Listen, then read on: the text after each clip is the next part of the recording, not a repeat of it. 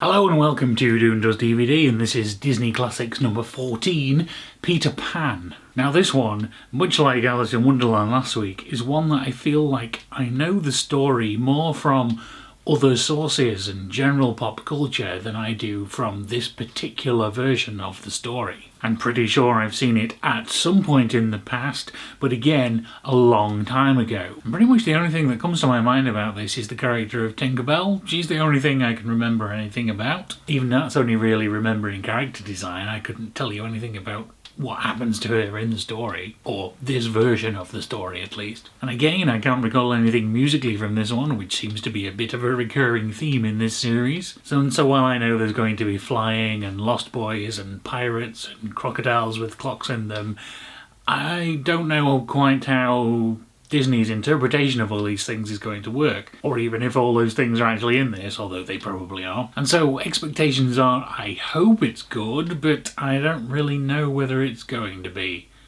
So let's just jump right in and find out.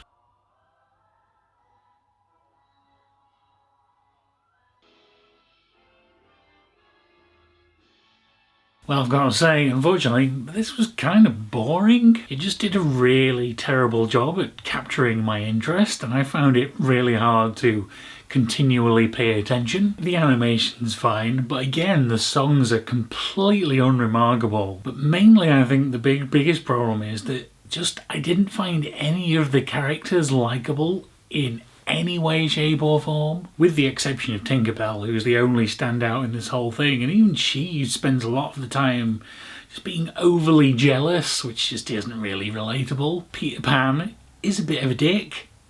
Captain Hook is just a bit of a boring, whiny idiot. The Lost Boys are racist and sexist, and Wendy and the other kids from the real world are just completely dull. None of it makes any sense. There's not really any explanation or reason for the things that are happening. It's just a bunch of random stuff that happens. Admittedly, that's kind of the same thing I said about Alice in Wonderland, which I loved, but that's supposed to be more dreamlike, whereas this is pretending to be more real. And then on top of that, all the action and fighting and I guess comedy is all it's all so slapstick, and it just gets to be too much that it's just not interesting. However, there were two interesting bits that I've seen in other places which I now realise were references to this. I either never really made the connection in the first place or completely forgot because I haven't seen this for probably at least 30 years. The first one being second star to the right and straight on till morning, which I of course know as Kirk's last command of where to go in the Enterprise at the end of the Undiscovered Country, and I knew that must be a reference to something, but I never knew to what.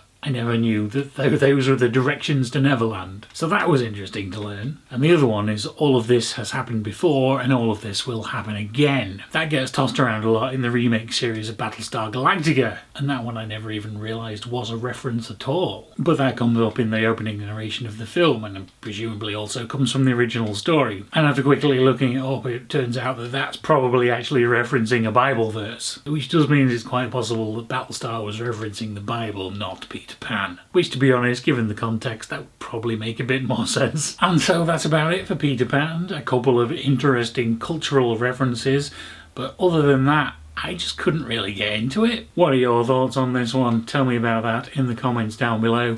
Thank you very much for watching, and I will see you again next week with Lady and the Tramp.